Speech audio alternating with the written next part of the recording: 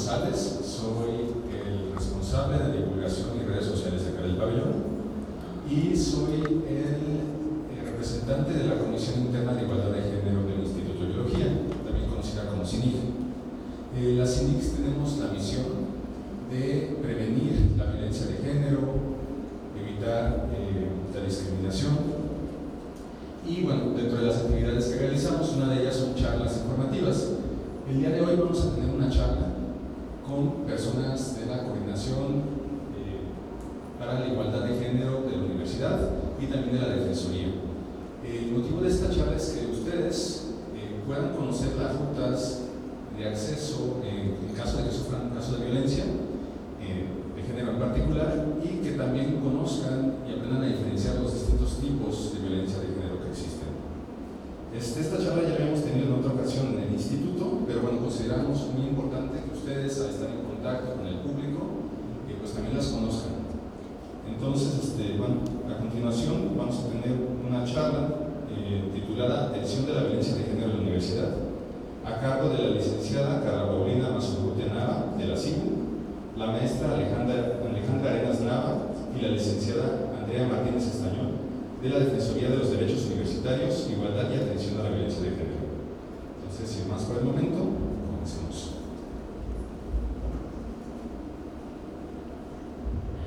Muchas gracias, Axel, y hola a todas, a todos y a todos.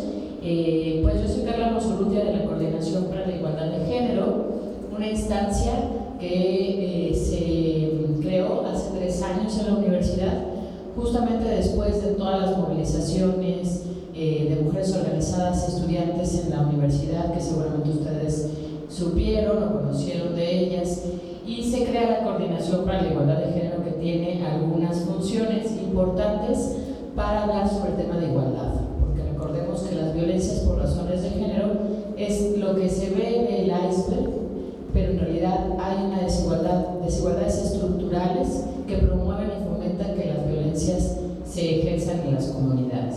Entonces yo rápidamente les quiero enmarcar la política institucional. Esta universidad tiene una política institucional, tiene una obligación y una responsabilidad en la erradicación de las violencias y en la promoción de la igualdad sustantiva.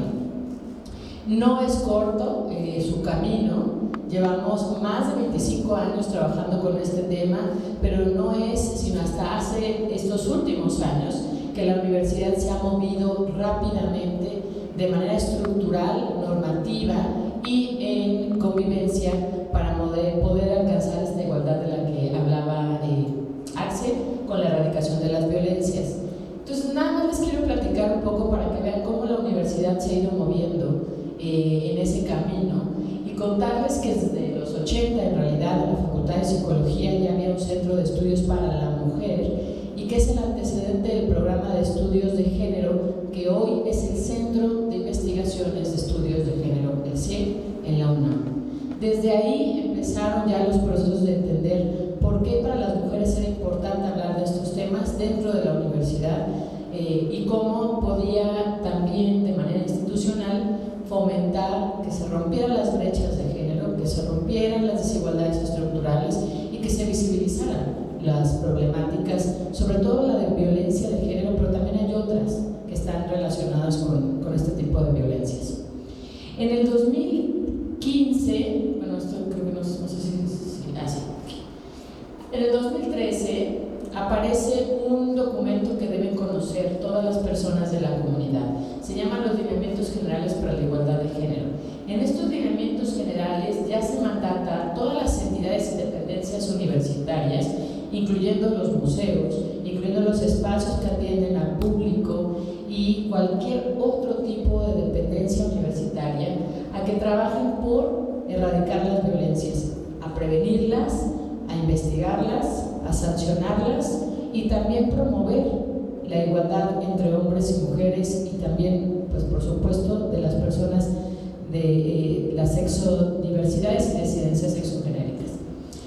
En el 2016 aparece, gracias al acuerdo rectoral por el que se establecen políticas institucionales para la prevención, atención, sanción y erradicación de los casos de violencia de género, este acuerdo, que es del doctor Chedraui, aparecen ya varias acciones sustantivas. Una de ellas es que hubiese un lugar para atender las denuncias, que en ese momento era la UNAD, la Unidad de Atención a Denuncias, y que hoy ya no es, y ahorita vamos a ver quién es. La creación de un protocolo, el protocolo que ustedes también deben conocer, el protocolo de atención integral a casos de violencia por razones de género, que la universidad actualizó apenas el año pasado y que es muy importante que lo conozcan porque es para todas las personas, no solo para las mujeres, también para las sexodiversidades y disidencias, y obviamente para las 3 poblaciones de nuestra comunidad. Y ahí, con este protocolo que inicia en el 2016, pues las comunidades empiezan a conocerlo, empiezan a activarlo. En el 2016 aparece también otro documento que conforma junto con los lineamientos del protocolo el documento básico de fortalecimiento de la política institucional, lo que llamamos política institucional, los documentos que rigen la promoción de la igualdad y la erradicación de las violencias. En este documento es donde aparecen las comisiones internas para la igualdad de género. Antes de equidad, hoy de igualdad, porque la igualdad es un derecho que está fundamentado desde el enfoque de los derechos humanos y también desde la Constitución de nuestro país. Entonces, este documento básico habla de las comisiones internas para la igualdad de género que Axel ya platicaba en todas las dependencias y entidades de la universidad, incluso coordinaciones generales, programas universitarios, todos esos órganos o espacios universitarios tienen una comisión interna, porque la promoción de la igualdad no puede ser solamente mandatada por un documento, tiene que ser desarrollada desde la comunidad y para la comunidad. La sensibilización, la capacitación, la formación sobre estos temas son una responsabilidad que ahora todas las personas debemos conocer, y por eso les comento de esta política institucional. Quien no lo haga, falta a la política institucional y falta al código de ética, a los lineamientos para la igualdad y a todos estos documentos que les platico. En el 2019 se actualiza el protocolo para la atención de casos de violencia de género cuando las estudiantes, personas en situación de víctima, lo activan y se dan cuenta de que hay algunas cosas que deben modificarse porque no están empatadas con la normativa nacional e internacional en materia de violencia contra las mujeres, como el tema de la prescripción. En ese protocolo había solo un año para poder denunciar las violencias, y eso va en contra de lo que dice nuestra normativa nacional e internacional. Se elimina, y hoy en día cualquier tipo de violencia puede ser denunciada, no importando el tiempo en que se haya sufrido. Y aparece, a partir del 2019, 32 entidades universitarias son tomadas para visibilizar la problemática de la violencia, y en el 2020 inicia todo un proceso de modificación en la universidad. Fíjese cómo en tan poquito tiempo la universidad se ha movido, porque hay una responsabilidad social y hay una obligación estatal que como universidad debemos ir construyendo, que es justo la construcción de espacios libres de violencia, porque es un derecho. El derecho a una vida libre de violencia está enmarcado así, y tenemos que desarrollarlos para poderlo garantizar. En 2020 se modifican 3 artículos del Estatuto General. El Estatuto General es la normativa más importante de la UNAM, bueno, después de la Ley Orgánica, pero el Estatuto General marca toda la normativa, las normas de convivencia, los principios jurídicos que nos rigen como comunidad universitaria, que están también impactados y reflejados en los contratos colectivos de trabajo. Ahí marca con mucha claridad cómo debemos conducirnos en nuestra comunidad, y se modifica el artículo 95, incluyendo la violencia de género como causa grave de responsabilidad. ¿Qué quiere decir eso? Que quien cometa actos o hechos de violencia será sancionada o sancionada, porque el estatuto ya lo mandata así y con todas sus letras. La violencia de género es un acto grave de responsabilidad. También se crea la coordinación, que tenemos como tareas fundamentales la transversalización de la perspectiva de género en todos los niveles. Es decir, que quienes estudian en facultades o en escuelas, debe haber un impacto de la perspectiva de género en su currículum, en sus planes y programas de estudio. Incluso muchas facultades ya tienen asignaturas obligatorias, y estamos también trabajando para modificar los planes de las que faltan. El bachillerato también ya tiene una transversal, y también estamos trabajando para que su comunidad académica esté capacitada y formada en estos temas. Lo mismo para la comunidad administrativa, de trabajadores y trabajadoras, donde tenemos que trabajar fuertemente con los sindicatos. Y esta tarea de la coordinación va a trabajar de manera muy sinérgica con otra instancia que se modificó en su estatuto y reglamento, que es la Defensoría de los Derechos Universitarios, Igualdad y Atención de la Violencia de Género. Esta instancia, que ya existía y que ahorita les van a platicar, porque aquí hay dos colegas mías que van a platicar sobre ella, se modifica por demanda también de la comunidad, que pedía con mucha claridad que hubiera una instancia con perspectiva de género, con personas especializadas que atendieran este tipo de casos. Y por eso es que la Defensoría se modifica en su estatuto y en su reglamento, y hoy en día es la única instancia especializada en atender este tipo de casos. Otra modificación también del estatuto es del artículo 98, que habla de las sanciones, y bueno, del 99, del Tribunal Universitario. El Tribunal Universitario también es una instancia de sanción, y bueno, y todo lo demás son modificaciones estructurales, ¿no? Las CINICs aparecen, ya están a partir del Consejo Universitario, y las CINICs tienen unos lineamientos. Conozcan sus CINICs en sus escuelas, en sus facultades, en sus dependencias, conozcan quiénes forman parte de ellas, porque es a través de las CINICs en las que se pueden proponer acciones concretas, y que solamente ustedes saben o conocen, y es ahí donde se deben operar. El programa de estudios de género, que ya tiene su primera generación, la actualización de este primer documento que les había dicho en 2013, en el 2021 se actualiza por el Consejo Universitario, y así hay varias modificaciones. ¿Por qué es importante que conozcan esta ruta? Para que vean cómo no es una coyuntura, no es una moda. El visibilizar esta problemática es urgente y necesaria, y la venimos además trabajando desde hace mucho tiempo, y no habíamos tenido la posibilidad de dialogar sobre ella. Bueno, la creación de la coordinación, donde hay diferentes áreas. De la que yo soy responsable como directora es la de gestión comunitaria y erradicación de las violencias, donde también trabajamos con la comunidad en la resolución de los conflictos y en el desarrollo de políticas para la erradicación. Hay otra de comunicación y cultura. Chequen la página de la coordinación, que es igualdaddegénero.com. Hay un montón de materiales, un montón de audiovisuales que pueden también conocer de diferentes temas. Hay otra área de políticas institucionales para la igualdad, que está enfocada también en programas para las sexodiversidades. Tenemos otro fuerte de educación para la igualdad, donde está todo el tema de programas, asignaturas, capacitación. Y tenemos otra área que también está fuertemente vinculada a las otras entidades e instancias a partir de las comisiones internas, que es la de la Dirección de Políticas Transversales. Por eso las CINICs son tan importantes para nosotros, porque las comisiones internas son, digamos, la voz de la comunidad que nos llega a la coordinación y puede operar acciones sustantivas en materia de igualdad.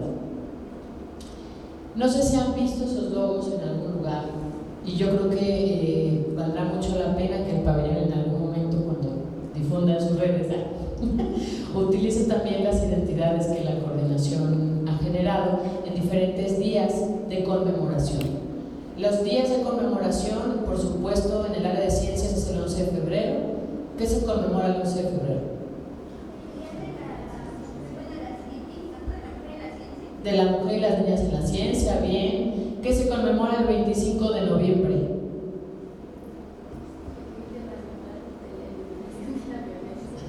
Eso que dice ahí, exacto. El Día Internacional de la Eliminación de la Violencia contra las Niñas y Mujeres. Y el 8 de marzo, el Día Internacional de la Mujer. ¿Sí? Por supuesto, todo junio, que se conmemora todo el mes de junio en nuestra universidad. La diversidad, ¿no? Las sexodiversidades y las disidencias de sexo genéricas. Entonces, ese es un clavado a estas identidades. Esto es un poquito historia de cómo el Centro de Investigaciones y Estudios de Género se formó, pero me interesa solo esto, que vean esto.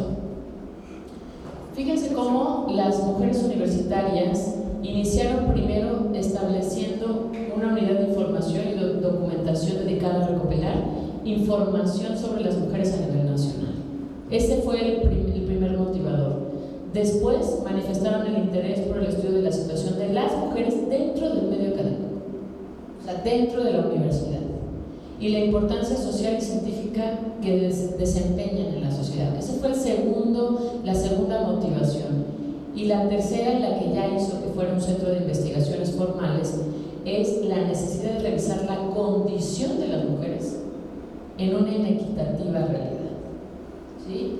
O sea, el trabajo de conocimiento y de saberes que han hecho las académicas, estudiantes, investigadoras a lo largo de estos 25 años ha sido relevante para que hoy estemos hablando de este tema aquí con ustedes.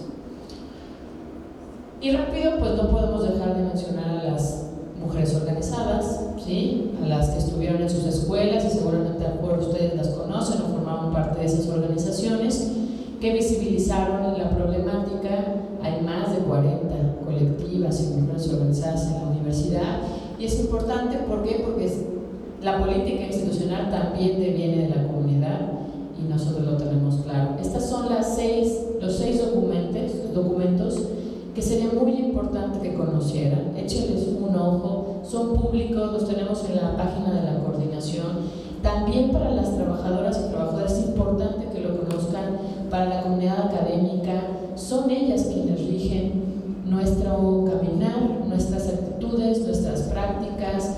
Entonces ya no se vale decir es que yo no sabía, porque allá hay documentos muy claros, públicos, que la universidad ha generado para poder concientizar a la comunidad. Y ya para ir terminando y darle voz a la Defensoría, la universidad tiene estas 4 instancias y esa es la ruta. Hay que decir que la Ley General de Educación, la última en su artículo 43, me parece que el año pasado que se actualizó, mandata a todas las universidades, a todas las instituciones de educación superior, a tener ciertas acciones. 1, protocolos. 2, tener instancias que coordinen la política institucional. 3, instancias que atiendan los casos. Debo decir que la UNAM tiene todo eso, pero no por tenerlo todo funciona y podemos ir erradicándolo. ¿Qué necesitamos para erradicarlo? El compromiso y la voluntad y la responsabilidad de todas las personas en las comunidades. Entonces, y el conocimiento de lo que pasa al interior de la UNAM. Prevención, todo lo que tiene que ver con prevención de la violencia con nosotras, con la coordinación, con las comisiones internas, con las personas orientadoras comunitarias, que también son primeros contactos en las entidades, todo lo que tiene que ver con la atención de los casos ya, o de personas que quieren asesoría jurídica sobre algún hecho que piensen que fue vivido de violencia de género o de derechos universitarios, con la Defensoría. Y la investigación y la sanción le toca a los titulares en cada entidad. Siempre en sinergia con la Oficina de la Abogacía General, con las oficinas jurídicas, y en caso de estudiantes, con el Tribunal Universitario.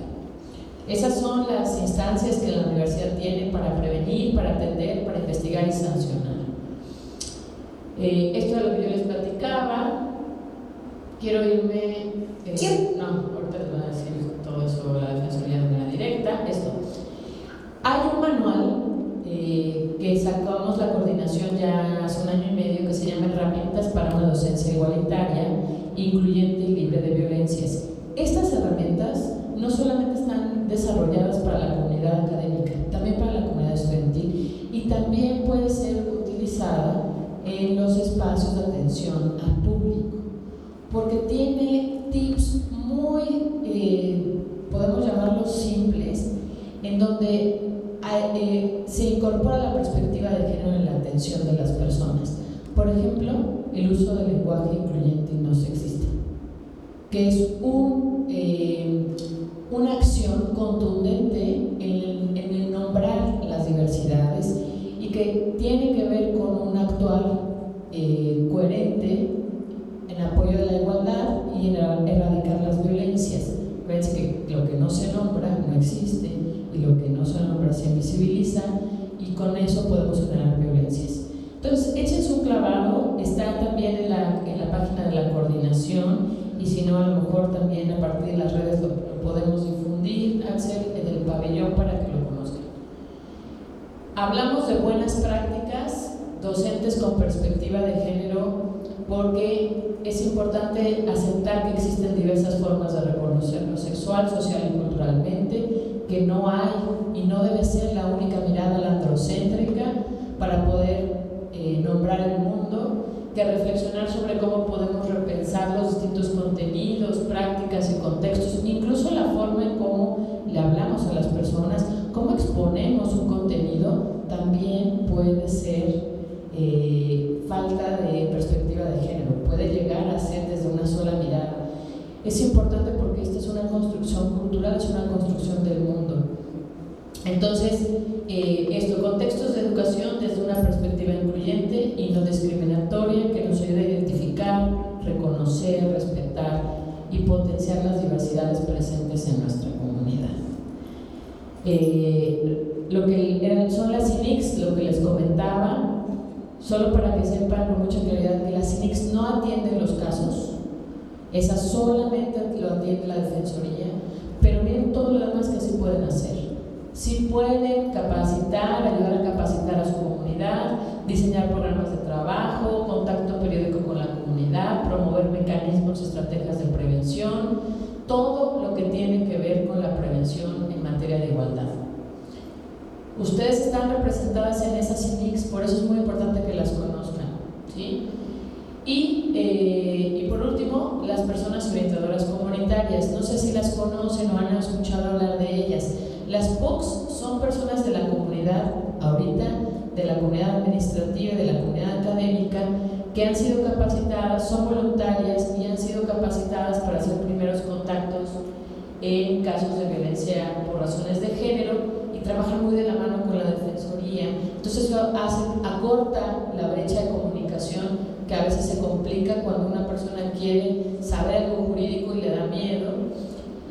Son un puente de comunicación directa, son capacitadas por nosotras y están muy vinculadas a las CINICs, incluso algunas forman parte de ellas, y pues todas las personas, porque son voluntarias, están comprometidas, tienen este sentido de servicio y de trabajo desde la perspectiva de género.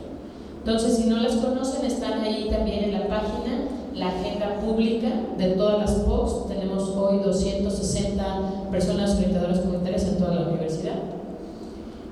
Ellas las ayudan, les dan información, pueden guiarlas, las escuchan, las apoyan, las acompañan, canalizan y promueven, porque la figura del trabajo comunitario para erradicar las violencias es fundamental. Y con eso yo terminaría. Nada más ahí, tenemos, este ya tiene que actualizar. Bueno, no, y este último. También tenemos un programa integral de trabajo con hombres, porque los hombres, si son parte del problema, deben ser parte de la solución. Y por eso tenemos también este programa que lo que trabaja desde una perspectiva de reflexión crítica son los mandatos culturales de la masculinidad, que conduzcan a la transformación subjetiva con miras a reconocer y eliminar las distintas formas de desigualdades, discriminación y de violencia, donde participan de manera activa y se conviertan en agentes de cambio en la búsqueda de esta igualdad, ¿no? Un trabajo con hombres transformativo a corto, mediano y largo plazo, por ser este trabajo un proceso de cambio cultural no rápido, no sencillo, pero que es importante que se involucren nuestros colegas hombres en este mismo proceso. Y con eso terminaría.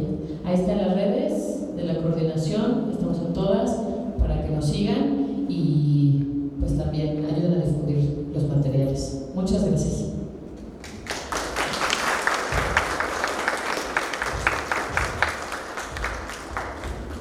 Gracias.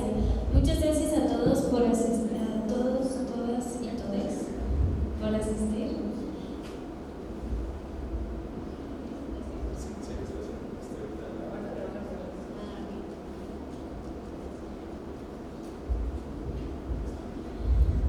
Mi nombre es Andrea y yo les voy a presentar los tipos y modalidades de violencia de género.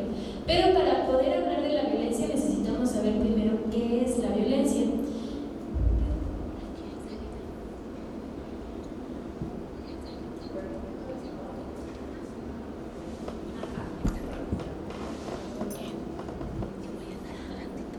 Entonces, para saber qué es la violencia, bueno, primero tenemos que saber la definición y es, en sus distintas formas, la inhibición del desarrollo de las personas causando daños irreversibles. Está presente en todos los estratos sociales, no importa si eres, no hay distinción, digamos, de la posición económica, del nivel académico, de la edad, no hay ninguna distinción. Tiene la intención de causar daño y ejercer un abuso de poder. Y es una grave violación a los derechos humanos. Entonces, tiene tres cosas muy importantes. Primero, es intencional. Segundo, no importa a quién se le puede suceder algo de violencia. Y tercero, inhibe el desarrollo, causando daños irreversibles. Ahora, hay una diferencia, para entender mejor el concepto, hay una diferencia entre la agresión y lo que sería la violencia. La agresión es natural, es una respuesta natural ante un estímulo de peligro, digámoslo así. Por ejemplo, los perros atacan, no importa si es un niño, si es una paloma, si es un anciano, si es una persona, mujer u hombre. Entonces, es cuando no hay escape y es una defensa del escape. Es para sobrevivir y no es intencional, es una respuesta automática, podríamos decir. La violencia, en cambio, sí es intencional y es dirigida. En la violencia, el que sea dirigida quiere decir que no vas a reaccionar igual ante la misma agresión si es un hombre, si es una mujer, si es un niño o un anciano. Va en aumento y además es un abuso de poder. Quiere decir que hay un desequilibrio entre ambas partes. Ahora, para hablar de la violencia de género tenemos que saber qué es el género. Y hay una distinción entre el sexo y el género. El sexo son todas aquellas características fisiológicas con las que nacemos las personas. El género, en cambio, son todas las atribuciones que se le dan a esa persona por haber nacido de masculino o femenino, digamos. Son ideas, son normas, son comportamientos que son esperados de esa persona, son aprendidos para esa persona y son establecidos para cada sexo. El valor y el significado de qué es lo que se les asigna, digamos. Ahora, es una construcción entre lo social y los roles que hay que seguir. Son estereotipos y son asignados a cada sexo. Normalmente nosotros conocemos de dos géneros, que sería hombre y mujer, pero ya ahora ya hablamos más de la diversidad, como lo decía mi compañera Carla. Hay mucha diversidad en cuanto a sexo genérico. Ahora, las características particulares de la violencia de género es que hay un desequilibrio de poder y una desventaja en una de las partes. Cuestiona los hechos, es decir, existen estereotipos, prejuicios por condición de género o factores de vulnerabilidad y discriminación por cuestiones de género. Esa desventaja se da porque eres o no eres mujer o porque eres o no eres heterosexual, etc. Y además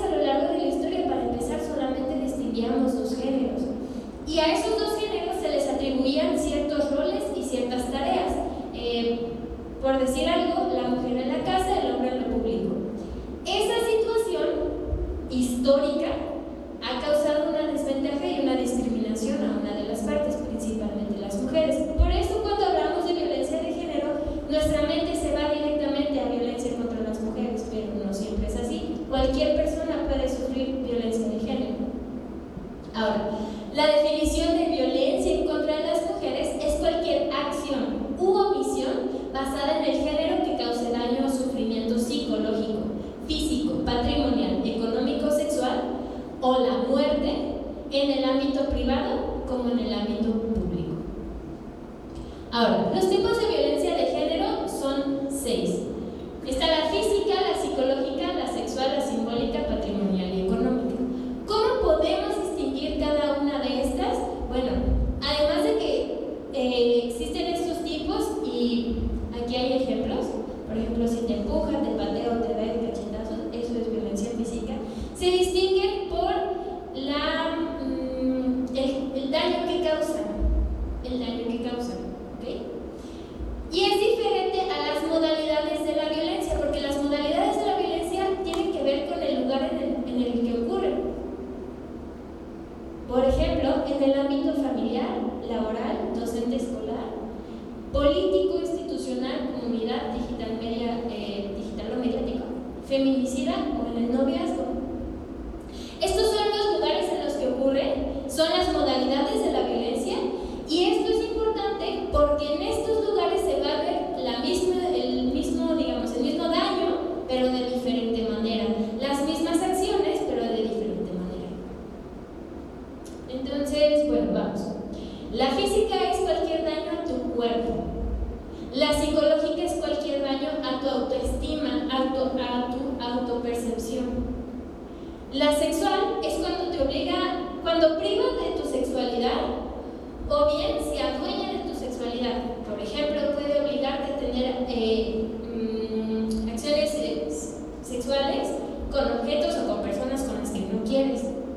En la simbólica tiene que ver con todos aquellos símbolos que se muestran mediáticamente alrededor de nosotros. Por ejemplo, en los comerciales. Cuando se refuerzan los estereotipos o roles de género, eso es una especie de violencia simbólica. Pero también sucede el día a día. Por ejemplo, cuando dicen, no, pues es que, o sea, yo entiendo que pues no está bien que te chiflen en la calle, pero también mira cómo te vistes. Bueno, eso está reflejando y está repitiendo un rol y una cosa esperada de las mujeres, y además las revictimiza, porque es tu culpa, no es culpa de las personas que te están chiflando en la calle. Ese tipo de comentarios también puede ser violencia simbólica, siempre y cuando se estén reforzando los estereotipos o los roles de género. Ahora, en la patrimonial y económica es cuando se adueñan de todos tus bienes o de todo lo que es tu derecho para sobrevivir.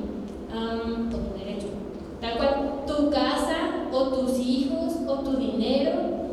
Y hay que tener en claro bien algo. Es que, por ejemplo, cuando te quitan tu cartera y te privan de tu cartera, no solamente te están privando de tu dinero, también te están privando de tus documentos oficiales. O sea, tú ya no te puedes identificar oficialmente. Eso es parte de la violencia. Ahora, en cuanto a la sexual, hay una distinción importante. Existe el acoso sexual y el hostigamiento sexual. El acoso sexual es la violencia en donde no existe una subordinación de las partes, pero es un ejercicio de abuso de poder que conlleva un estado de indefensión y riesgo para la víctima, independientemente de si ocurre un acto o no un acto. Por ejemplo, cuando te siguen por la calle, el que te estén siguiendo conlleva un acto de indefensión de tu parte, de vulnerabilidad, pero es entre pares, o sea, tu persona y yo persona. El hostigamiento sexual, en cambio, existe una subordinación de la víctima frente al agresor. Esto se da en las modalidades escolares o laborales, es decir, cuando existe un jefe y un empleado, o cuando existe un maestro y un estudiante. Eso es hostigamiento sexual y se expresa en conductas verbales, físicas o ambas relacionadas con la sexualidad o con la connotación lasciva. ¿Hay alguna duda? Muy bien, en ese caso vamos a leer dos casos, les vamos a presentar dos casos y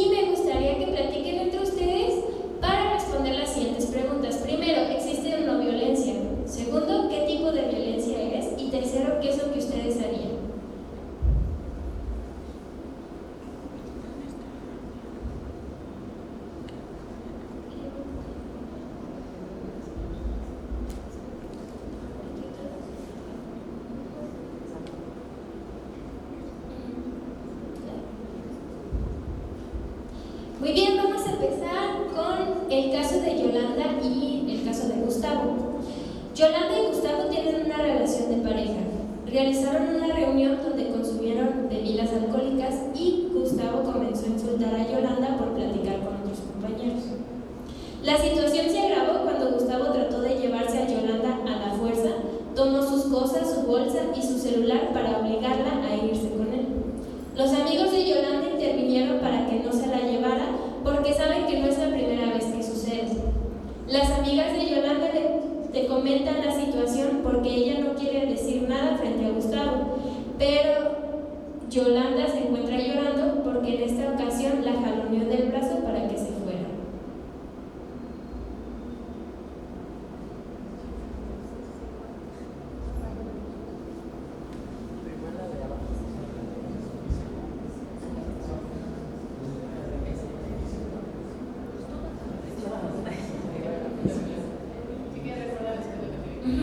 Les recuerdo, existe o no violencia, qué tipo de violencia es y qué es lo que ustedes harían. ¿Quién quiere participar? ¿Alguien está listo?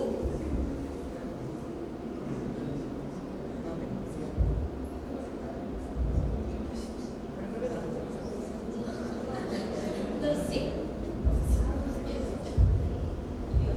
Bueno, nosotros llegamos a la conclusión que era violencia, que era física y patrimonial. Física porque la jaloneó, patrimonial porque le quitó sus documentos, ¿no? Por lo que decidí con lo mismo. ¿Qué haríamos?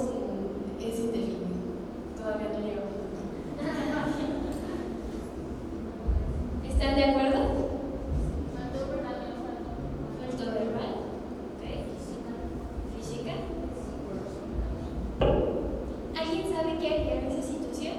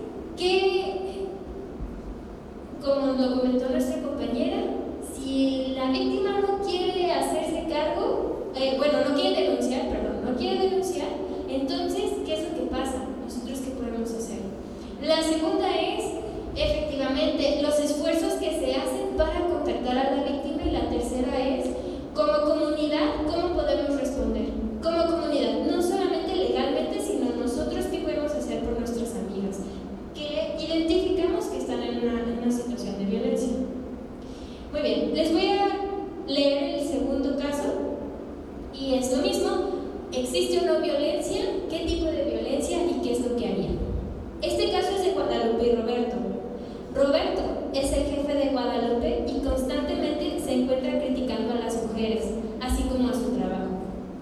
Guadalupe le ha intentado demostrar que como mujer vale mucho al trabajar, hace su mejor esfuerzo, trabaja un poco de más y con excelencia. Pero últimamente se siente muy triste porque percibe un favoritismo con sus compañeros hombres de parte de Roberto. Guadalupe ya se encuentra derrotada y está empezando a tener problemas en su casa y en otras partes de su vida. Se enferma demasiado y se encuentra desganada. Quiere hacer algo, pero no sabe qué. ¿Cómo le ayudas?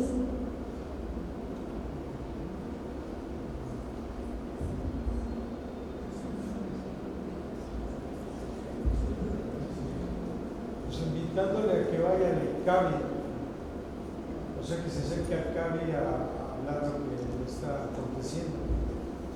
Eso yo haría.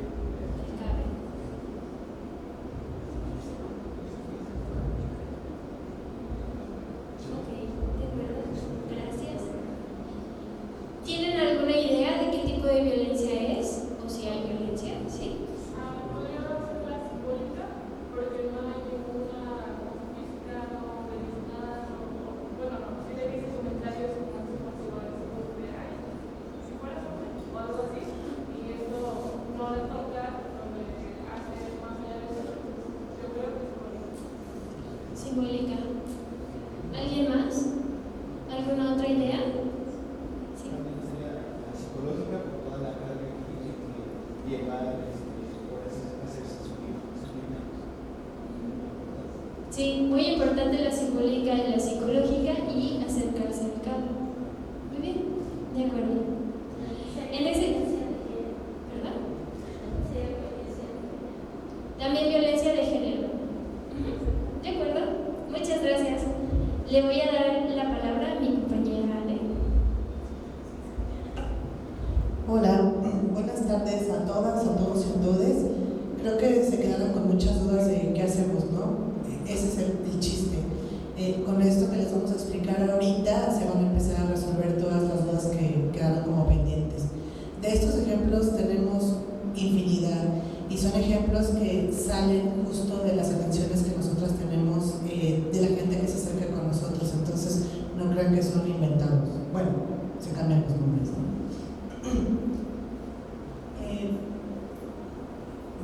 Estoy regresando. Creo que me estoy regresando, ¿no?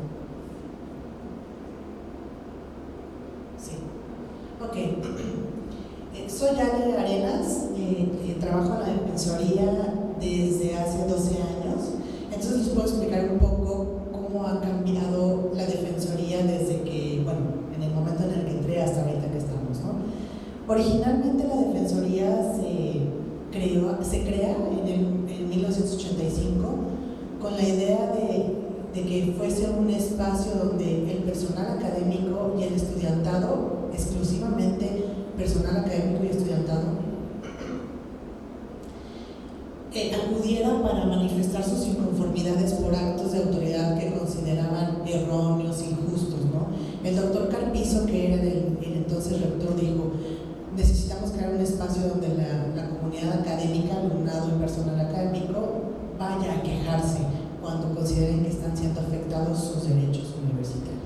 Entonces se crea en 1985, 5 años después se toma la Defensoría como ejemplo para crear la Comisión Nacional de Derechos Humanos y las estatales, es decir, aquí en la UNAM está el antecedente de la Comisión Nacional.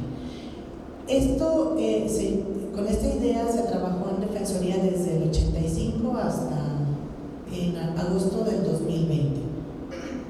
¿Qué pasa en agosto del 2020? Se modifica por primera vez nuestro estatuto y nuestro reglamento. Estos son los instrumentos que nosotros utilizamos para llevar a cabo nuestros procedimientos. Entonces, se modifica por primera vez y nos amplía la facultad para conocer ya no solo de los derechos universitarios que originalmente conocíamos, sino también los temas de violencia de género. ¿Por qué? Ya les explicaba Carla en el mapeo que mostró que desde hace más de 20 años se está trabajando en la universidad para atender estos temas de violencia les mencionó en algún momento que existía la entonces UNAD. La UNAD era la Unidad de Atención y Seguimiento de Denuncias en la UNAD y que atendía todas las cuestiones de violencia de género. Esta oficina pertenecía a la estructura de la Abogacía General, es decir, está el rector, están sus secretarías, está la Abogacía General, y dentro de la estructura de la Abogacía General están las oficinas jurídicas de todas las entidades universitarias, es decir, los abogados de las prepas, de las facultades, de las coordinaciones, de los institutos, y además estaba también la entonces UNAD. Entonces, cualquier situación que se tenía relación con la violencia de género era canalizada a la UNAD. La UNAD estaba integrada por trabajadoras sociales, psicólogas y abogadas que atendían justo a las personas que querían denunciar los temas de violencia de género. ¿Qué pasa? Nos vamos a una situación, ya lo comentaba Carla, en el 2019 con este tema del Me Too. Se toman 32 entidades universitarias y entonces uno de los motivos era que no había como una claridad, una transparencia dentro de los procedimientos de violencia de género en la universidad, y que decían, bueno, es que la persona va a la oficina jurídica de la facultad a presentar su queja, ¿no? Y entonces la podía presentar ahí o podía ir a la UNAD. En nuestra normatividad universitaria, los únicos y las únicas que pueden emitir una sanción a la comunidad son los directores y directoras de escuelas, facultades e institutos. Es decir, el director de la Facultad de Química no va a poder sancionar a un alumno o a una alumna de la Facultad de Derechos, solamente puede sancionar a los integrantes de su comunidad. Y así cada director o directora. Entonces, iniciaban la queja en su facultad y el abogado o la abogada le notificaba al director o a la directora: ¿sabes qué? Tenemos una queja en contra de Oscar porque Alejandra presentó una situación de violencia de género que Oscar la violentó. Y entonces ese procedimiento que ahorita les voy a mostrar en qué consiste, lo resolvía el director junto con la oficina del abogado que levantaba la queja. Entonces decían, ¿cómo es posible que sea la misma persona que me levanta la queja la que va a resolver junto con el director o la directora el procedimiento? O cuando iban a la UNAD con el equipo especializado levantaba la queja y la tenía que remitir forzosamente al director o la directora para que resolviera. Y entonces era lo mismo, decían, es una oficina que pertenece a la Abogacía General y que al final de cuentas resuelve junto con los directores y las directoras. Entonces, ese fue uno de los motivos, entre tantos, de por qué voltearon a ver a la Defensoría para ampliar la facultad de conocer ya los temas de violencia de género. Les comentaba que hay una estructura en la universidad, está el rector, las secretarías que le auxilian, Abogacía General, y nosotros como Defensoría no estamos en ese organigrama por debajo del rector, es decir, ninguna autoridad universitaria está por encima o por debajo de nosotros. Esto es una de las características que tiene la Defensoría al ser un órgano autónomo e independiente. Nadie nos dice a nosotras cómo iniciamos y cómo tramitamos los procedimientos de queja. Entonces, al ser un órgano autónomo e independiente, dijeron, bueno, qué mejor que los procedimientos de la Defensoría, que son de manera transparente, confidencial, autónoma, pues sea quien conozca los temas de violencia de género. Es así que el 13 de agosto en la Gaceta se publica la modificación de nuestro estatuto y nos amplía justo la facultad para conocer temas de violencia de género. Esta modificación se realiza siempre respetando las normatividades que en su momento comentaba Carla. Nosotras no es que la universidad, su autonomía, hable de que no tenemos que ser respetuosos de las leyes federales, ¿no? Entonces tenemos que ser respetuosos, por supuesto, y considerar la Convención sobre la Eliminación de todas las formas de discriminación contra la mujer, que es conocida como la CEDAW, la Convención Interamericana para Prevenir, Sancionar y Erradicar la Violencia contra la Mujer, que es la Convención del EMDO-PARA, la Ley General de Acceso a las Mujeres a una Vida Estatuto General de la UNAM y el Protocolo para Atención de Casos de Violencia de Género.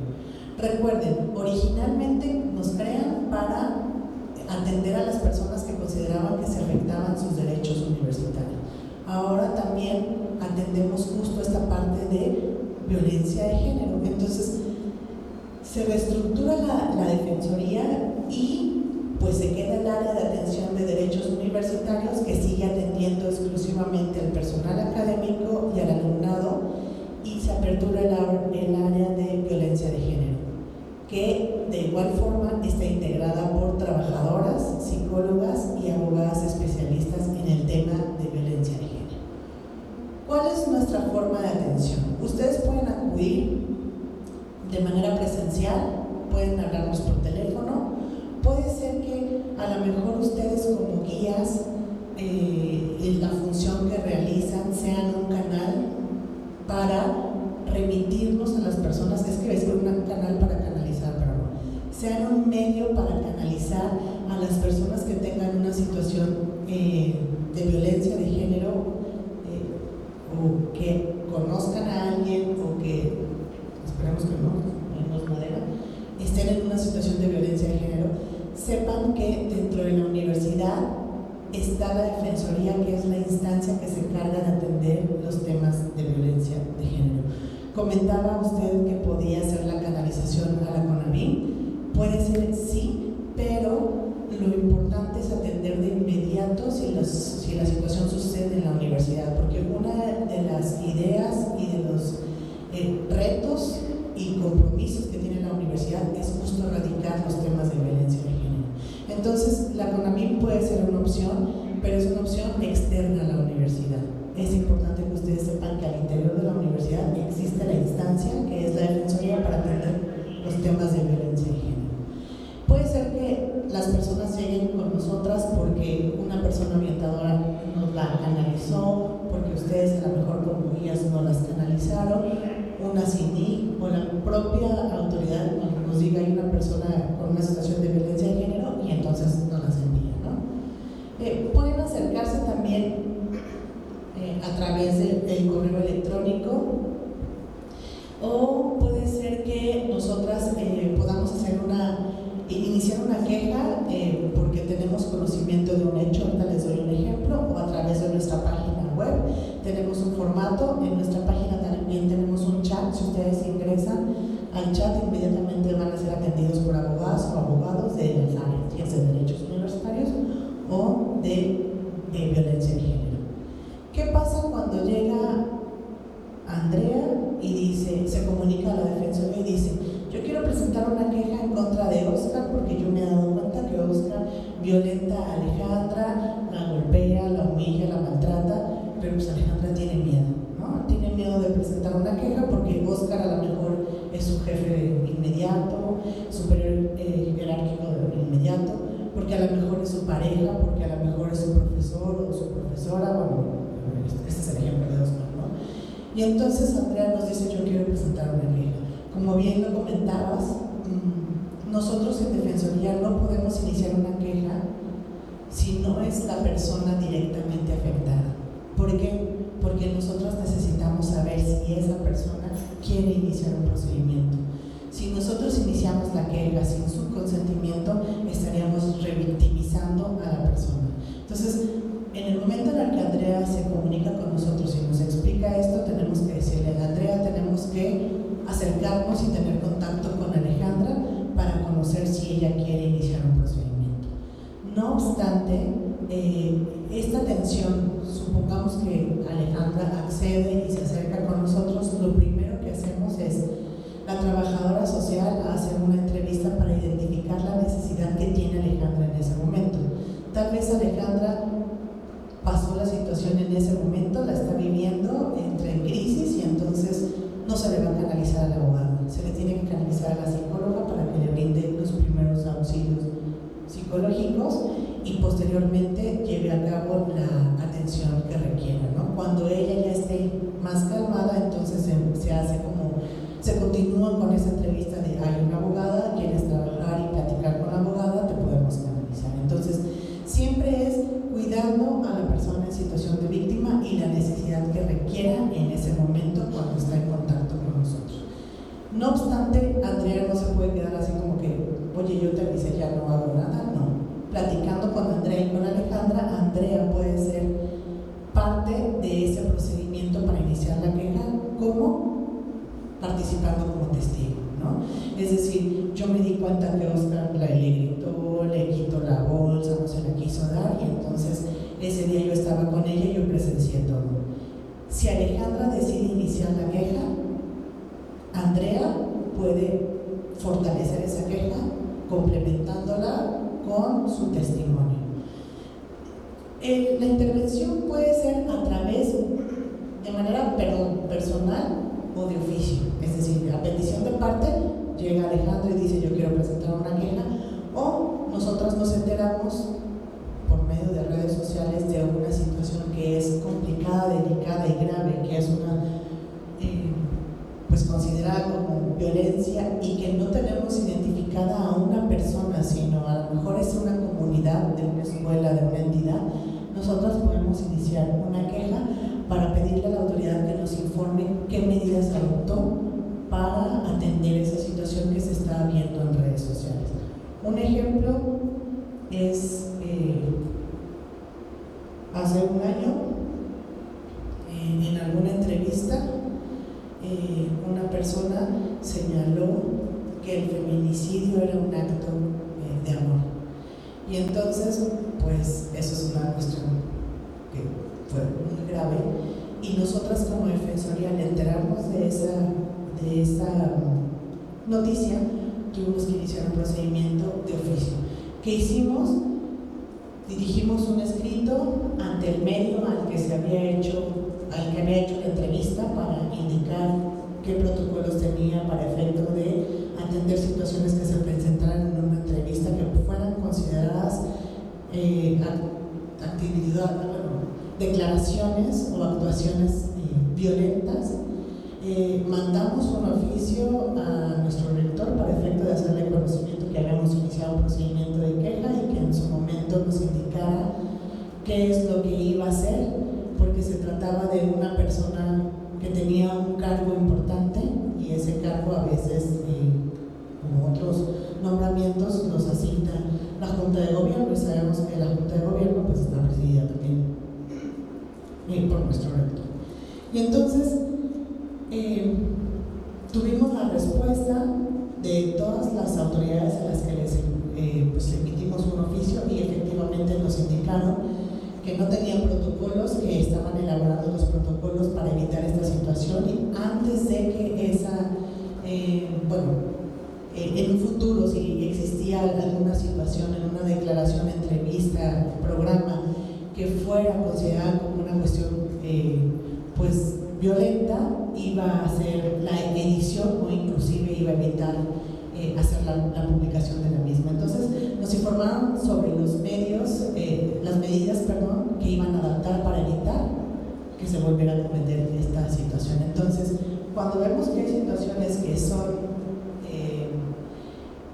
cuestión grave y no hay una persona identificada como víctima, sino una comunidad, nosotros podemos iniciar el procedimiento.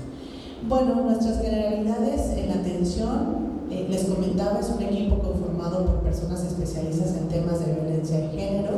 Buscamos que el servicio sea de manera integral y multidisciplinario, esto a través de trabajadoras sociales, psicólogas y abogadas, y aplica para actos de violencia de género ocurridos dentro de la universidad, así como en espacios distintos a los recintos universitarios, cuando exista un vínculo universitario. ¿Qué quiere decir esto? Muchas veces nos hemos encontrado con situaciones donde las personas que van a denunciar dicen, es que hicimos una reunión, tuvimos una reunión en casa de un amigo, de una amiga, de un compañero, de una compañera, y pues ahí se presentaron situaciones de violencia. No importa si hayan sido en entidad, en el lugar de trabajo, donde ustedes se desempeñan, estudian, trabajan. Lo importante es que exista este vínculo universitario, es decir, sean compañeros, compañeras de actividades, ¿no? En este caso, guías, se conocieron aquí, hay una relación de conocimiento en la universidad, en una instancia, en una actividad académica. A lo mejor pensemos en las prácticas de campo, son compañeros de clases, compañeras de clase y suceden los actos de violencia en las prácticas de campo o inclusive en las reuniones que se dan, ¿no? Lo importante es que exista este conocimiento y este vínculo universitario entre quienes están involucrados, ¿no? Acudir a la Defensoría Adjunta de Violencia de Género no constituye el inicio del procedimiento. ¿Esto qué quiere decir? La persona se acerca con nosotros, le explicamos en qué consiste iniciar el procedimiento de queja. Si ella o él nos dice sí inicio, entonces se pone en marcha con el equipo para trabajar. Pero si ella o él nos dice yo no quiero iniciar, no significa que el haberse acercado con nosotras y haber tenido contacto ya estén obligadas o obligados a iniciar el procedimiento. Entonces eso es como muy importante señalarlo, porque una vez que se acerquen y escuchan nos puede decir, ¿sabes qué? No me siento preparado ahorita para iniciar un procedimiento, pero sí quiero la atención psicológica. Se le brinda la atención psicológica y hasta que esté o se sienta listo o lista, se inicia el procedimiento de queja. Tal vez dice, no lo voy a iniciar, pero me quedo con la atención psicológica, sucede, ¿no? Hay personas que nos dicen, no, yo quiero hablar directamente con la abogada para ya iniciar un procedimiento. Una vez que tienen contacto con la abogada, pues la abogada les va a ayudar a redactar y a elaborar esa queja con los elementos que requieren las autoridades universitarias. Son elementos de cómo sucedieron los hechos, cuándo sucedieron los hechos y quién, cómo, cuándo y por qué. Ya me trabé. Cómo, dónde y cuándo sucedieron los hechos. Y entonces eso es, por ejemplo, es que fue en el salón de inglés, ¿no? ¿Qué hace la abogada? ¿Te acuerdas qué número de salón es? Ah, sí, el H24. ¿A qué hora tenemos clase? No, pues a las 8. Entonces ayuda a complementar esos elementos que son muy importantes para la autoridad en el momento de hacer la investigación, porque son los que van a considerar. Entonces puede ser que nos diga ella, sí, ya está trabajando la queja, y si desde un principio ya dijo, yo no quiero, o él, no quiero psicólogo, pero al momento de elaborar la queja hay un bajón emocional, es decir, no es tan fácil trabajar una situación, una queja de violencia de género. Si la persona requiere en ese momento atención, se asigna a la psicóloga y es atendida, aunque ella o él no lo haya solicitado desde un principio. Entonces, también esa parte como es cuidada por el equipo. Y bueno, el inicio del procedimiento es únicamente a través de la queja formal. ¿Qué significa eso? Que la persona nos diga, sí quiero iniciar la queja y se empiece a trabajar. Y una vez concluida la misma, la firme y diga ya. En ese momento que es firmada, ya está formalizada la queja. Se atiende alumnado, personal académico y también administrativo.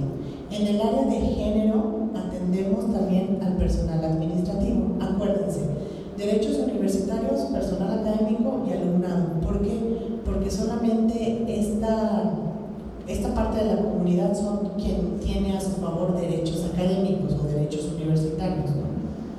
El personal administrativo no tiene ningún vínculo académico con la UNAM, pero si nosotros no ampliáramos la calidad de las personas para atender en casos de violencia de género, estaríamos afectando los derechos del personal administrativo. Entonces, en el caso de violencia de género, sí atendemos ahora sí a toda la comunidad universitaria. La persona acusada debe de ser integrante de la comunidad universitaria.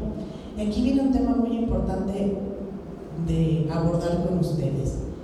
Ustedes atienden o están, pues, de alguna manera realizando funciones con gente que viene de fuera, ¿no? Que puede ser que sean alumnos, alumnas, académicos, trabajadores, pero a veces es gente externa que no tiene ninguna relación con la universidad. Y entonces puede ser que esta gente externa realice actos de violencia de género contra alguno de ustedes o compañeros, compañeras, inclusive con quienes estén de alguna manera laborando aquí en la universidad. ¿Qué se hace en esos casos? Como nosotros Defensoría únicamente atendemos a la comunidad universitaria, no podemos de alguna manera recibir a las personas y decir, bueno, yo quiero quejarme del señor Oscar, que era un invitado o un visitante, ¿no? Y Oscar es de la comunidad, no. ¿Qué se hace en ese momento? Si el acto de violencia sucede aquí, las instancias, o sea, en este caso sus autoridades de aquí, al ser una persona externa, tendrían que dar aviso a la oficina jurídica de la Coordinación de Difusión Cultural para efecto de pedir apoyo para solicitarle a las personas, bueno, a la persona que está siendo señalada como agresora que se retire, o inclusive si la persona en situación de víctima quiere acudir a presentar una denuncia fuera de la universidad, lo tendría que hacer. Nosotras no podemos iniciar quejas en contra de las personas que no forman parte de la universidad. Entonces tendría que dirigirse al exterior de la universidad porque es una persona ajena y tendría que conocer en este caso el Ministerio Público. ¿Qué pasa cuando la persona dice, sí, voy y presento mi denuncia? Hacen el acompañamiento las oficinas, ahora sí que de la Abogacía General, a presentar la denuncia, pero nos tienen que avisar a nosotras que sucedió alguna situación. ¿Por qué? Porque nosotras tenemos el deber de que si la persona en situación de víctima es de la comunidad, tenemos que atender las cuestiones, en este caso, faltantes, que es la psicológica, la atención psicológica que requiere. Sí. Gracias. ¿Y qué pasaría si la víctima no es parte de la comunidad? Por ejemplo, es una muchacha que visita las instalaciones. En este caso, si se tiene identificada a la persona señalada como agresora de la comunidad, es decir, me agredió un trabajador y la persona lo dice, entonces se tiene que llamar de igual forma a la persona encargada, a la oficina jurídica que atiende la coordinación de difusión cultural, y acompañarla como es una persona externa ante el Ministerio Público. Y sería de igual forma, ella es de la comunidad, nos avisan a nosotros y nosotros tendríamos que atender la cuestión psicológica porque ya es de alguna manera atendida la denuncia si ella hoy lo quiere hacer ante el Ministerio Público. ¿Qué pasa cuando llegan con nosotros? Esto me lo imagino cuando suceden aquí en atenciones de personas. Pero ¿qué pasa cuando la persona llega con nosotros y nos dice, yo soy Alejandra, soy persona externa, no tengo ningún vínculo con la universidad, pero yo quiero denunciar a un académico, ¿no?, que forma parte de la universidad? Nosotros no podemos iniciar un procedimiento de queja porque ella no es parte de la comunidad, pero sí podemos ayudarle a elaborar la queja y decirle, mira, te atiende la abogada, te ayuda a elaborar la queja, pero esa queja, como eres externa y nosotros no podemos darle el cauce del trámite que hacemos, tendrás que presentarla tú directamente ante la Facultad de Derecho si el agresor es de ahí o la agresora. O sea, le decimos a dónde va. Ahora, ¿qué pasa si la persona que viene nos dice, yo soy de la comunidad, pero mi agresor es persona externa? Entonces nosotros no podemos decirle, ay, pues no sabemos a dónde. Se le brinda la atención, se le ayuda a elaborar la queja, y si identificamos que la persona a lo mejor trabaja en un hospital porque son residentes, en alguna secretaría, porque muchas veces son sus jefes superiores y son académicos de la universidad, porque tienen esta calidad, pero pues no tienen nada que ver con lo que ellos realizan. Bueno, es decir, yo Alejandra vengo y quiero presentar una queja en contra del profesor Oscar que trabaja en la Secretaría de Gobernación, pero yo sé que es un profesor de la Facultad de Economía. Yo no soy alumna, no soy nada, pero es de él. Entonces nosotros lo que hacemos es, identificamos que trabaja en la Secretaría de Gobernación, de Economía, de algo, te ayudamos a elaborar la queja y la vas a tener que presentar al órgano interno de control de la Secretaría. O sea, si tenemos la identificación del lugar de trabajo, podemos nosotros ayudarle a elaborar la queja y decirle que la tiene que presentar ante la la instancia correspondiente de donde dependa la persona señalada como agresor. Si es comunidad, se le brinda la atención. Si es externa, se le brinda la orientación, atención y orientación. Y bueno, no sé si tengan otra duda, alguna sí. Bueno, no sé si lo vaya a mencionar más adelante, pero no me queda claro estas quejas que ustedes ayudan a hacer, se presentan igual, como nos explicaste antes, de que se los dan a los sectores de las comunidades y esas personas al final son las que deciden. Sí. Ahorita les explico esto. Miren.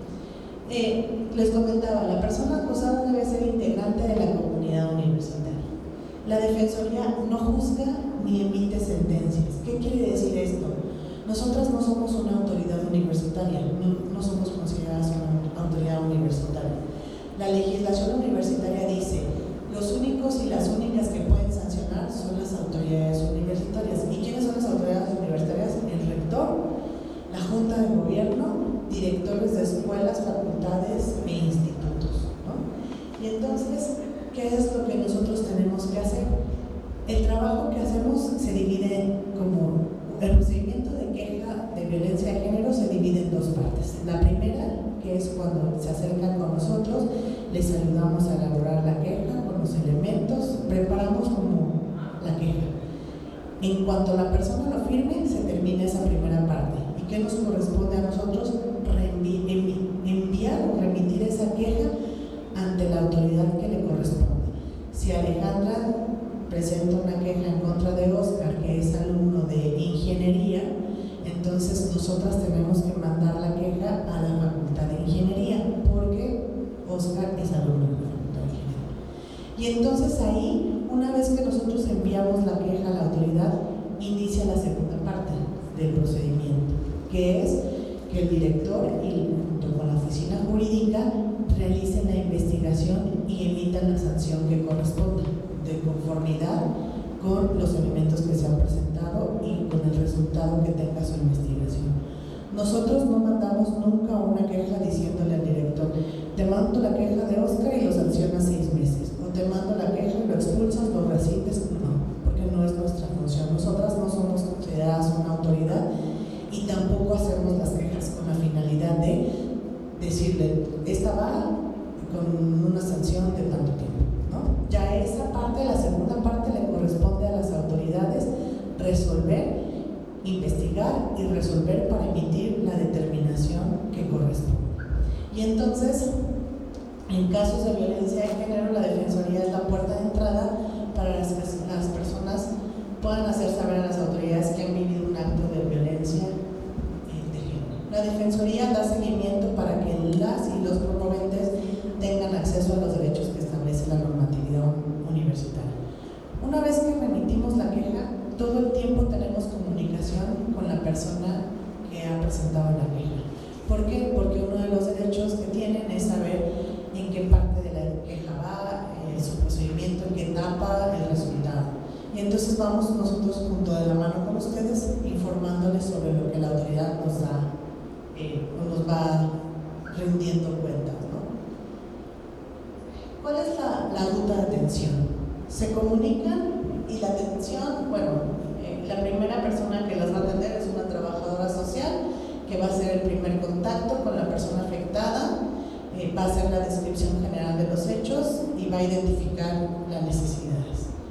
Se va a registrar el caso en el sistema, se va a asignar el número de ID, de identificación del caso o de su queja, se va a asignar a especialistas, ya sea psicóloga o abogada, y va a haber un registro de datos de las personas. Nosotros en la Defensoría tenemos el registro único de las quejas de violencia de género.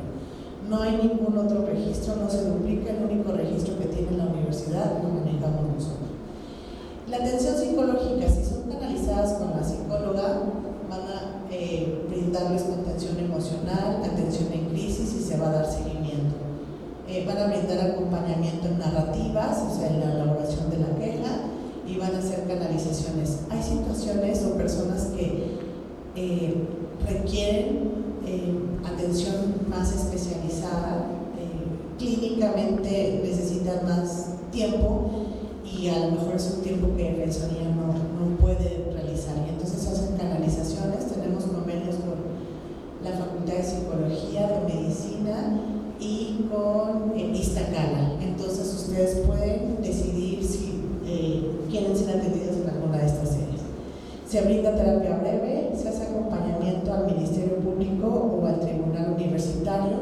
Si se identifica que la conducta es considerada como un delito, entonces se le dice a la persona: tú puedes iniciar la queja aquí al interior de la universidad, donde se va a emitir una sanción administrativa. Pero si tú quieres, puedes acudir ante el Ministerio Público a presentar tu denuncia y en su caso que se determine. Si así lo decide, se hace el acompañamiento. Y bueno, las psicólogas hacen dictaminaciones en algunos casos, ¿no?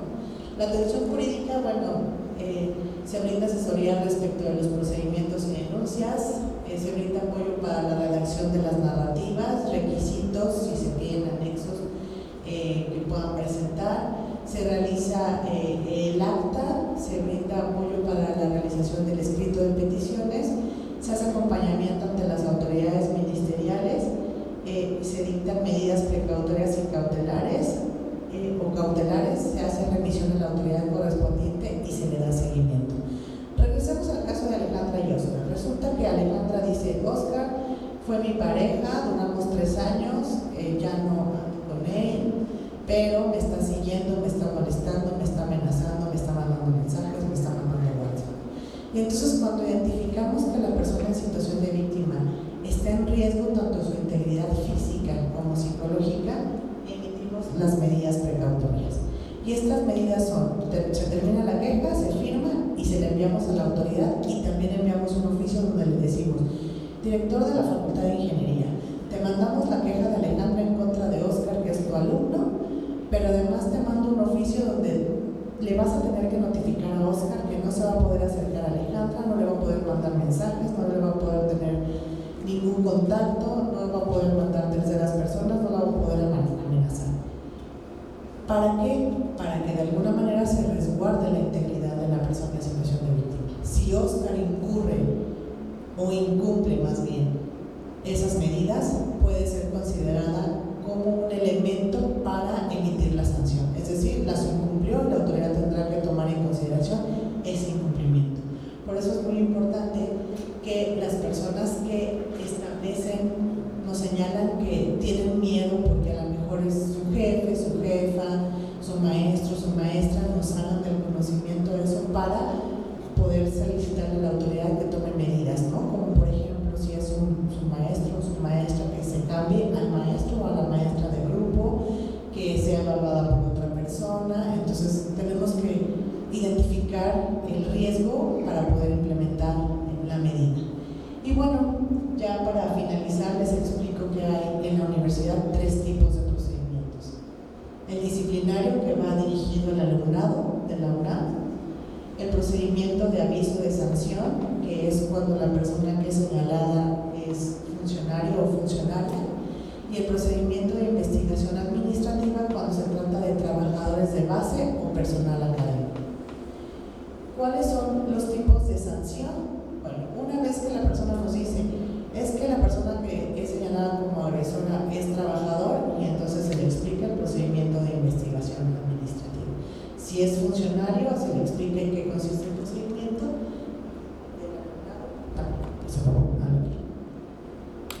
Y los tipos de sanciones: el alumnado se le puede amonestar, se le puede suspender o se le puede expulsar. Al funcionariado se le puede amonestar, suspender o se puede terminar su contrato, dar por terminado su contrato. Y de trabajadores de base y personal académico se le puede amonestar, suspender o terminación de contrato. En el caso de trabajadores de base y personal académico, la suspensión es de hasta 8 días hábiles sin goce de sueldo. Y la terminación de contrato, bueno, es cuando ya se rescinde del contrato. ¿Qué diferencia hay entre este y este? Que el alumnado pues recibe una expulsión porque no puede terminar un contrato, porque los que somos alumnos o alumnas no tenemos contrato con la UNAM, tenemos una relación académica donde puede ser expulsado. Un funcionariado o un trabajador de base no puede ser expulsado. Ellos sí tienen contrato y entonces se rescinde su contrato. La suspensión puede ser, en el caso de alumnos, de hasta un mes, hasta un año, dependiendo de la investigación que realice la autoridad y la determinación. En el caso del alumnado, el director de la Facultad de Ingeniería le va a decir a Oscar, ven para acá, aquí te notifico que hicimos una investigación porque recibimos una queja de Alejandra porque cometiste estas conductas, hiciste con ella esto y además también te notificamos las medidas. Y del resultado, pues decidimos suspenderte 6 meses. ¿Qué hace el director en el caso del alumnado? Le tiene que notificar su sanción, que en el caso de alumnos son provisionales. ¿Por qué? Porque todos y todas las que estamos aquí, las que formamos parte de la universidad y de este país, tenemos el derecho de saber de qué se nos acusa y quién nos acusa, para poder defendernos de lo que se nos acusa y de la persona que nos está acusando. Entonces, cuando son las notificaciones al alumnado son provisionales. ¿Por qué? Porque el director de la Facultad de Ingeniería le va a decir a Oscar, está suspendido 6 meses provisionalmente y voy a mandar tu expediente al tribunal universitario. Entonces, el tribunal universitario recibe la queja, la sanción de Oscar, el expediente de Oscar, y dice, fue sancionado. Yo, tribunal universitario, le voy a llamar a Oscar que se presente a una audiencia para que ahí pueda Oscar defenderse. Y entonces ahí estamos nosotros agotando nuestro derecho de defensa. Esto es en el caso del alumnado. El tribunal universitario es el que decide la sanción, y esa sanción provisional que emite el director, el tribunal universitario es el que dice sí, efectivamente Oscar no aportó ningún elemento para contrarrestar de lo que se le acusa, y entonces se va sancionado 6 meses. O no, Oscar aportó elementos y tu sanción no es excesiva, no son 6 meses, sino son 3 meses. O puede decir, Oscar aportó los elementos donde acreditó que no estaba presente en la situación, ¿no? Y no hay sanción. Entonces, es el tribunal el que lo define. En el caso de trabajadores de base y personal académico, establece que se le tiene que notificar y se tiene que llamar a una audiencia que se celebra en su entidad y con las autoridades, de la oficina jurídica y la representación sindical. Es decir, Oscar, si fuera maestro o trabajador, es notificado Oscar y también su sindicato, y le dicen, Oscar, te vas a presentar a la audiencia aquí en las oficinas del jurídico del plantel, y ahí se lleva a cabo el desahogo de la audiencia, y ahí Oscar tiene la oportunidad de defenderse. En el caso del funcionariado, sí hay una notificación, pero no hay una representación sindical como lo es trabajador de base o de académico. Se lleva a cabo la audiencia y ahí el titular, que es como su jefe superior, es el que determina la sanción y en su caso la rescisión de ser el caso del contrato. Entonces, bueno, esto es en general, estos son nuestros datos de contacto. Se pueden comunicar a este número si quieren saber o conocer o recibir una orientación sobre violencia de género. Van a tener que marcar la opción 2. Si quieren saber sobre derechos universitarios, tendrían que marcar el mismo número, pero con la opción 1. Ahorita estamos enfocados en una plática de violencia de género, por eso es que trajimos esta presentación. Y bueno, no sé si tengan alguna duda, alguna inquietud. Sí.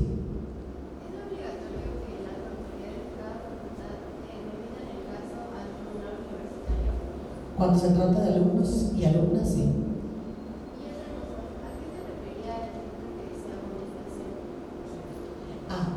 La autoridad puede, los tipos de sanciones son la amonestación. Puede ser que a lo mejor haya hecho un comentario, o sea, eso ya depende mucho de la conducta, pero puede ser que haya sido un comentario que digan, bueno, es un comentario grave, pero por esta situación que no es como una cuestión como muy, muy grave, por decirlo así, te amonesto. Y entonces tú, Oscar, te pongo la sanción de la amonestación y queda tu expediente, ¿no? Es como una llamada de atención de aguas, no puedes estar haciendo esto. Si Oscar incurre en una falta, se tendría que iniciar un nuevo procedimiento y entonces la autoridad va a decir, es una queja en contra de Oscar, y lo primero que hacen es buscar los antecedentes de todos, ¿no? Vamos a ver si esta persona ha sido sancionada. Pues resulta que Oscar fue amonestado anteriormente por una cuestión de violencia de género.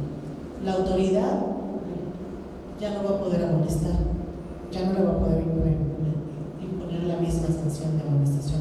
Tendría que emitir la suspensión, porque fue Oscar, ya te amonesté, ya te dije aguas, no puedes estar haciendo eso, lo volviste a hacer y entonces la sanción ya puede ser una suspensión. Y si Oscar incurre de nueva cuenta en una falta, entonces puede ser ya considerada la sanción. Es decir, si te sancionan a ti, no es borrón y cuenta nueva, se queda en tu expediente. Y más considerando que ahorita nuestra normatividad establece que la violencia de género es una causa grave, ¿no? Y es considerada grave para sancionar. Entonces, dentro de las causas graves está el portar armas, el traer o vender drogas y también la violencia de género. Entonces, las autoridades, cuando hacen su investigación para emitir la sanción, tienen que hacer como un análisis de cuáles son los elementos, y además hay unos principios que se llaman principios de proporcionalidad y taxatividad, ¿no? ¿Qué quiere decir esto? Que tú vas a sancionar proporcionalmente a la conducta que se ha ejercido, ¿no? Y entonces estos principios de proporcionalidad y taxatividad tienen que ser utilizados por las oficinas jurídicas para emitir la sanción. Entonces, teniendo los principios de proporcionalidad y taxatividad y considerando la violencia como causa grave, la autoridad ya tiene que hacer la emisión, emitir ya la determinación de conformidad con estos elementos. ¿Sí? ¿Tiene algún tipo de prescripción? La violencia, o sea, si te sancionan a ti por violencia, no. Si sancionan a alguien por violencia y si pasan 10 años y consultan tu expediente, ¿se borró? No, más bien me refería que pasa el acto de abuso a que tú puedas hacer sin levantar la queja. Ya decía Carla, una de las modificaciones que se hicieron al protocolo fue eso, porque el protocolo anterior decía que el hecho tenía que haber sucedido con un año de anticipación, o sea, lo de que te había sucedido 2 años antes ya no era materia. Actualmente, con la modificación que se hizo, se eliminó esa temporalidad y no tenemos ningún tiempo establecido. O sea, si hemos tenido personas que llegan a presentar queja con situaciones de 10 años antes y se le entiende. O sea, al no haber una limitante en tiempo, no podemos nosotros hacerlo cuando nuestra normatividad nacional establece que no hay prescripción en temas de violencia de género. No sé si alguien más tiene alguna duda, inquietud. La verdad es que creo que tenía que haberlo hecho desde el principio, pero gracias. Aquí traemos unas tarjetas y se las dejamos, si quieren, para que alguien pueda ser como el representante o la representante de quienes ya se fueron, para poderles dar las tarjetas. Nada más reiterar que agradecemos el tiempo que nos brindaron, el espacio, y que sepan que dentro de la universidad hay instancias que justo se encargan de atender las cuestiones de violencia de género. A veces este desconocimiento hace que podamos pensar en otras instancias, pero qué mejor que sea atendido aquí directamente, pues en un principio, porque justo lo que quiere la universidad es erradicar estos tipos de violencia. Y ahorita nos enfocamos a la violencia de género, pero hay otros tipos de violencia. Y estos otros tipos de violencia, si no son de género, pueden ser atendidos por la otra área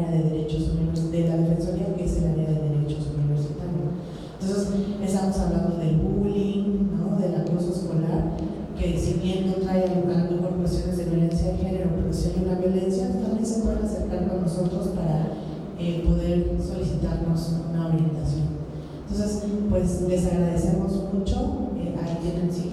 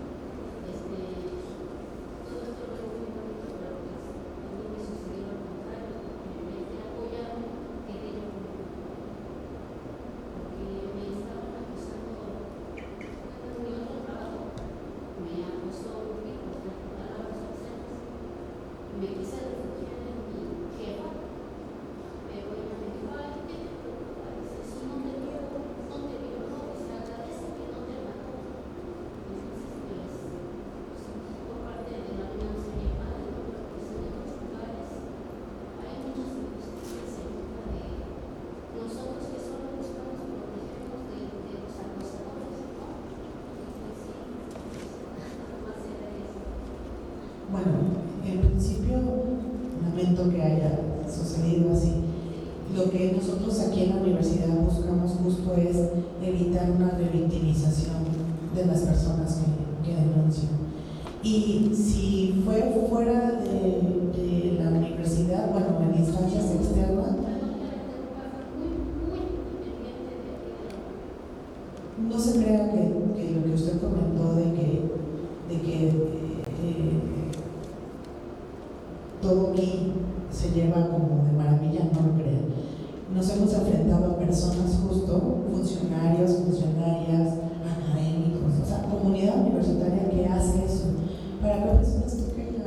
Es un maestro o una maestra de 50 años, no le van a hacer nada, ¿no?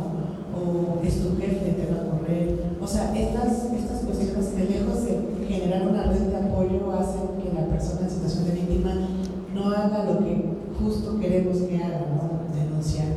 Entonces, sí nos ha costado trabajo, sí hemos, de alguna manera nos hemos enfrentado a personas así, pero eso no, y el mensaje también es, persona que te diga a ti, no presentes tu queja porque no va a pasar nada, persona que te puedes acercar y la puedes denunciar, o sea, puedes presentar una queja, porque de alguna manera él no está o ella no está realizando las funciones que corresponden. En este caso, tenemos aquí un protocolo de atención que establece que persona que tenga conocimiento de una situación de violencia de género no las tiene que canalizar directamente a nosotros. Entonces, como ya es una cuestión ya normada, es decir, lo tienes que hacer porque lo tienes que hacer, en caso de que no lo haga, pueden incurrir en una falta. Están obstruyendo a la justicia, es como derecho todas y todos tenemos. Entonces, no crea que es bonito. O sea, sí nos ha costado trabajo, pero nos hemos, bueno, aquí Carla está también conmigo, nos hemos enfrentado a muchas cosas y aún así seguimos trabajando. No nos desanimamos porque vamos a seguir encontrando a las personas así. Lo importante es hacer la denuncia.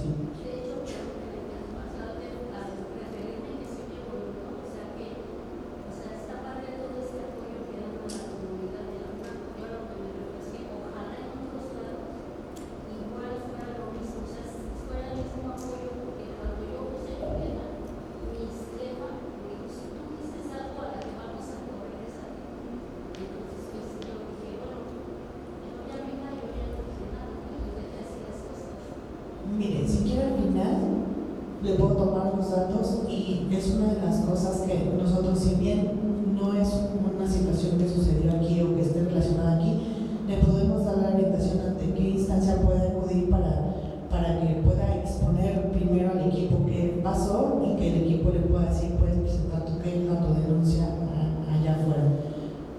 Entiendo que este es un problema no nada más de la universidad, es un problema que nos estamos enfrentando todos como ciudad, como estado, como país, y seguro hay instancias que pueden apoyar para atender esto, y además que no hay prescripción. Entiendo que la violencia, como lo decía Andrea, la podemos ejercer y la podemos recibir cualquier persona. A veces lo hacemos inconscientemente porque estamos acostumbrados